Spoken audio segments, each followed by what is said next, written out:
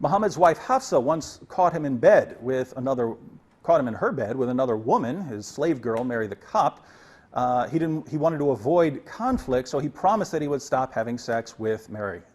But later he received a revelation telling him not to. So he takes a vow that he's not going to have sex with his slave girl anymore. He makes a vow, he promises Hafsa and Aisha that he's not going to do this anymore.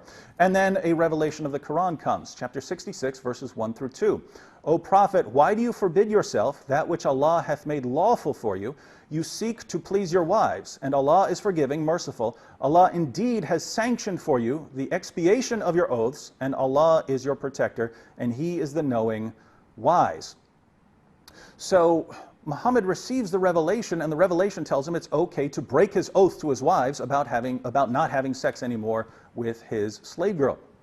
Now, at this point, it just becomes very difficult to accept what Muhammad is saying about someone who came 6 centuries earlier. I might believe Muhammad if he's talking about what's happening during his time or something like that. But when he's talking about 6 centuries earlier, it becomes very difficult to take him seriously as getting revelations from God.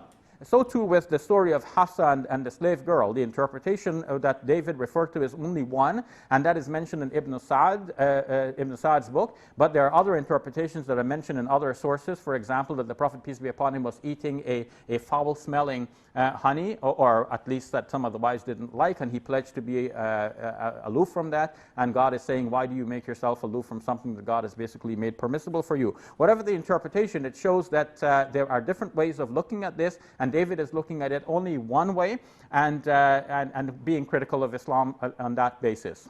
And Shabir said that Hafsa and the story of Hafsa and Aisha and the slave girl Mary the Copt is only one of the various explanations of chapter 66, verses 1 through 2 of the Quran. That's true, but here I would apply the principle of embarrassment. If you have another story about Muhammad eating honey or something like that, and then you have a more embarrassing story about Muhammad making an oath to his wives, I promise I will not have sex with this girl anymore, and then getting a revelation, the principle of embarrassment would say the one that would kind of be more embarrassing is probably the one that wasn't invented. And if there's another story, and by the way, there's no impossibility of the Quranic revelation relating to both stories. But if we had to pick one, if we think only one can be true, you would generally go with the one that probably wouldn't be invented. The other one would probably be a watered-down alternative to explain away the meaning of this verse that wouldn't be as embarrassing.